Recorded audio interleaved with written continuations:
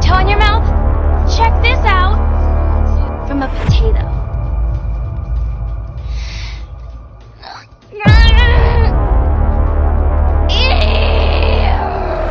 Dan Snyder breaks his silence. Let's talk about it.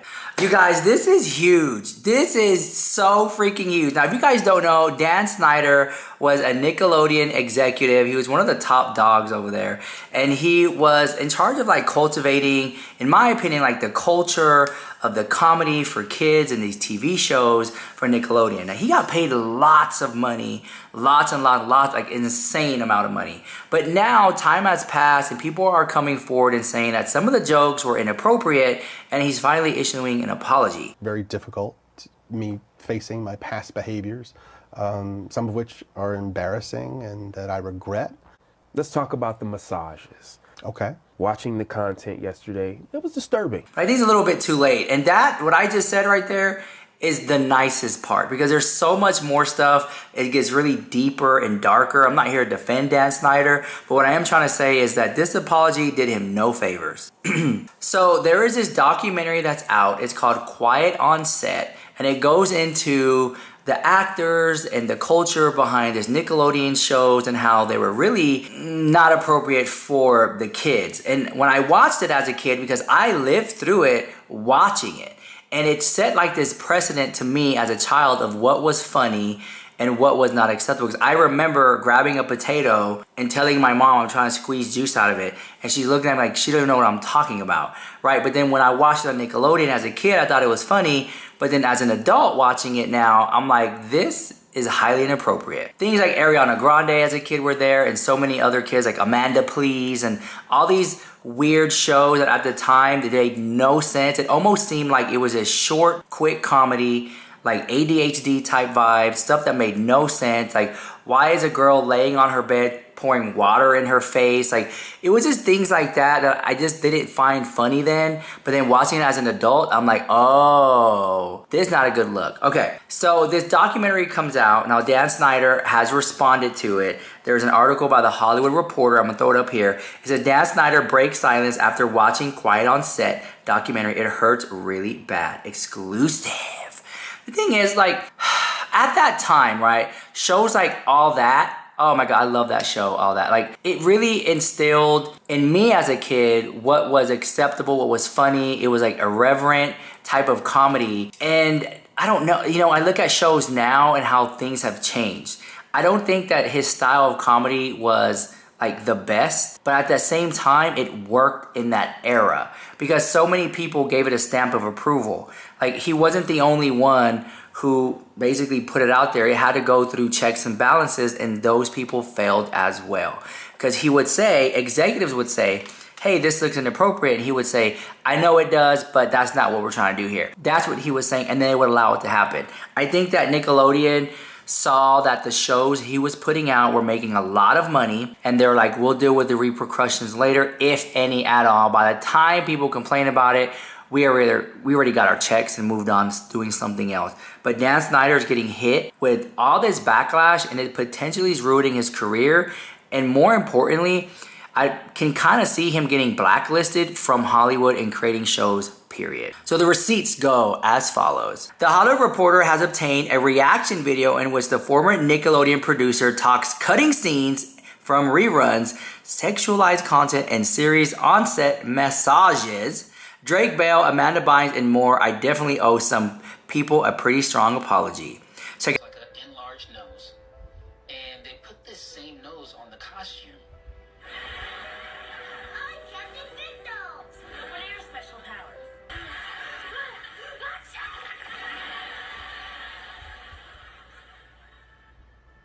And the joke in that sketch is effectively a shot joke. It's a shot joke for children. I'm just looking back at it, it's just very strange. Frankly, it was just uncomfortable. In the moments to myself, you would just be thinking like, hey, this is what we gotta do to be on the show. Sometimes I wonder if you can get juice from a potato.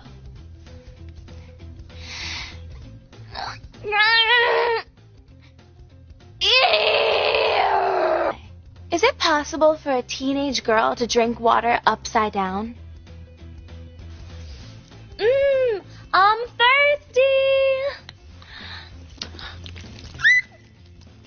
It's not possible. This has been me in a video. Check it out. An apology, dramatic, at times emotional, Dan Snyder has broken his silence after viewing Investigation Discovery's Quiet on Set, The Dark Side of Kids TV, a 4-part docuseries that made claims about toxic workplace for the child actors and crews on Nickelodeon series he created and ran. Watching over the past 2 nights was very difficult. Me facing my past behaviors, some of which are embarrassing and that I regret. I definitely owe some people a pretty strong apology. He actually owes them some money, in my opinion. Like, he owes them some money. He's backpedaling at this point. I'm reading it from the article here, but the article is doing him no favors. Snyder told Boo Giff, who played T-Bo on iCarly, in a 19-minute video interview that was shot after the former Nickelodeon producer watched Quiet on Set, which aired Sunday and Monday nights on ID and Max. Among the allegations leveled at Snyder, who was once called the Norman Lear of children's television in New York Times, include that he tolerated toxic workplace conditions and that he allegedly tolerated and tormented, humiliated the cast and crew on his TV sets. When I watched the show, I could see the hurt in some people's eyes, and it made me feel awful and regretful and sorry. I wish I could go back, especially to those earlier years of my career, and bring the growth and the experience that I have now and just do a better job. And never ever feel like it was okay to be an a-hole to anyone, ever, Snyder said in the video exclusively obtained by The Hollywood Reporter. The Profile Kids TV producer had stayed tight-lipped in the weeks leading up to the ID documentary premiere, but on Monday, after the first night aired, representatives of Snyder responded to claims about SA content and toxic on-set behavior by saying that everything that happened on the shows Dan ran was carefully scrutinized by dozens of involved adults and approved by the network. Now he's speaking directly and addressing specific allegations to the stories of abuse. In the 3rd episode of Quiet on Set, Drake Bell, the star of Drake and Josh and The Amanda Show, named himself as the John Doe victim in Brian Peck's SA case. Snyder in the new video claims he did not hire the Nickelodeon dialogue coach who was convicted of SA assaulting a child actor in 2004, now known to be Bell's name was never previously revealed in open court. Check this out. Whenever Drake and I talked, he told me about what happened. I was more devastated by that than anything that ever happened to me in my career thus far. And I told him, I'm here for you, Snyder said in the video. At one point in the interview, Snyder teared up when recounting Bell's mother coming to him for help to write a speech to read before the court at Peck's trial. She came to me at the time and she said, Dan, I'm not good with words like you are, and would you help me with my speech for the judge? I said, of course I did, and Peck ended up going to prison and serving his time.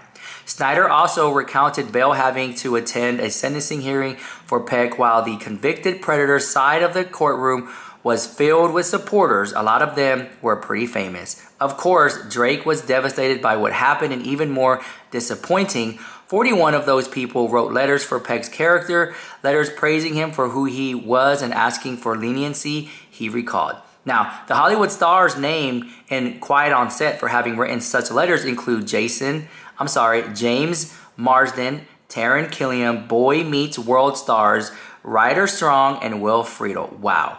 Ron Melendez, and the late Alan Thicke. This was probably the darkest part of my career, Snyder said, and thus, here's the kicker that I really don't get. After Peck got out of prison and was registered as offender, he was hired on a Disney Channel show? I don't understand that. The Hollywood Reporter has reached out to reps of Nickelodeon, the Disney Channel, and Bell for comment. It's understood that Peck voiced the role of a mirror on 3 episodes of The Sweet Life of Zack and Cody for Disney Channel. Sources also insist that Peck performed the role entirely in a voiceover studio well away from the series set and had no interaction with cast and crew members, including minors. The Hollywood Reporter has also learned that after learning of Peck's conviction, Disney fired him immediately and replaced his voice and on-screen credits on the 3 episodes of the series he worked on. Now check this out. In the post Quiet on Set video, Snyder explained that he did not hire Peck for work on all that when asked if this was a Tolan Robbins production. Snyder responded yes, as he referred to the one-time production banner led by longtime producer-directors Mike Tolan and Brian Robbins. Background sources at Paramount, where Robin is currently president and CEO of Paramount Pictures after one point overseeing Nickelodeon for then parent company Viacom CBS, told The Hollywood Reporter that he was not in any way involved in hiring Peck to work on the kids' TV network. Snyder recollection of his years at Nickelodeon, where he created the programs like The Amanda Show, Drake and Josh, Zoe 101, iCarly, Victorious, and Sam and Cat, follow his critics, alleging online and Quiet on Set that he was inappropriate to young females who work for him and that he wrote inappropriate scripts for uncomfortable child actors to perform. In hindsight, Snyder agreed some jokes crossed the line and should be cut from episodes that continue to air or can still be streamed. All those jokes the show covered over the past 2 nights, every one of those jokes was written for a kid audience because kids thought they were funny and only funny. He argued, but that was then. Let's cut those jokes out of the show, just like I would have done 20 years ago or 25 years ago, he says. I want my shows to be popular. I want everyone to like the shows. The more people who like the shows, the happier I am. So it feels there's anything that needs to be cut because it's upsetting somebody, let's cut it out. Among other revelations, Snyder claimed to have helped Amanda Bynes, star of the hit series The Amanda Show, who at age 16 or 17, he recounted attempt to separate herself from her parent. At one point in the video, he recalled a late night call from Bynes. It was very late. Well after midnight or 1 or 2 in the morning, the phone rang, I answered, and it was Amanda. She was distressed and she had some conflict with her parents. I think her father, and she called. I immediately concerned for her safety, Snyder claimed in the video. He added that they arranged for Bynes to be picked up due to the safety concerns. I felt better. She ended up being taken to the police. During his run, Snyder helped launch the career of Bynes, Kenan Thompson, Victoria Justice, Miranda, Jennifer, and many more. While no essay involving child actors have been made against Snyder, he made several apologies in the video for young actors who said they felt uncomfortable or vulnerable on TV sets. There are definitely things that I would do differently, he insisted, including having licensed therapists on set to oversee child actors and the filming process. The main thing that would change is how I treat people and everyone. I definitely at times didn't give people the best of me. I didn't show enough patience. I could be cocky and definitely over ambitious and sometimes just straight up rude and obnoxious. And I'm sorry that I ever was. He also said, among other things, that he was wrong to ask anyone on set to give him massages. It was wrong. It was wrong that I ever put anyone in that position. It was wrong to do. I'd never do it again today. I'm embarrassed that I did it then. I apologize to anyone and anybody that ever put in that situation. He also addressed the inappropriate jokes he told and the pranks that he pulled in the writer's room. Let me just say, no writer should ever feel uncomfortable in the writer's room, ever, period, the end. No excuses, he said. Snyder insisted he should never have taken part, especially when he was in charge. I can tell you why it hurts really bad for me, he continued when recalling early experiences in the entertainment business. I was green, I was scared, I was excited. I meant the world to me that I was getting these opportunities and I went in. And honestly, I'm just gonna end it there because it goes on and on how it was his whole sob story. But, you know, this guy, Dan Snyder, has gotten so much backlash over the past couple of years, okay? There's a lot more that needs to be said, and I do feel like there should be, and it will be, and has to be, a dramatic retelling of Dan and how horrible he was going into this process, how new, he let the money get to his head, he let the fame, the guy was making a lot of money, the power, you know, money and power get a hold of him, the arrogance, the ego, the pride, and all that situation, I think played a part in how he acted. Not excusing him anyway, but if there was a show that show him getting this job and acting the way he did and did what he did, I think a lot of people would be shocked by it. This apology, although he made it, did him no favors. It just made it look worse. The Hollywood Reporter is onto it, Everyone's talking about this right now because it played a big part in a lot of people's growing up. I mean, I used to watch all that. I remember the Amanda Show. There's so many familiar faces and comedians I remember that in some way those jokes like formed who I am today. What I found funny, it was like a little bit of dark humor. It was weird. It was weird stuff and slime and macaroni and cheese and just stuff that didn't make any sense that just somehow ended up funny. But now as an adult, it's not funny. It's very much telling to that period in time. With that being said, let me know what you guys think about all that drama in the comments down below, and I'll see you guys in the next one. This is Rich Flux with the hottest news on YouTube.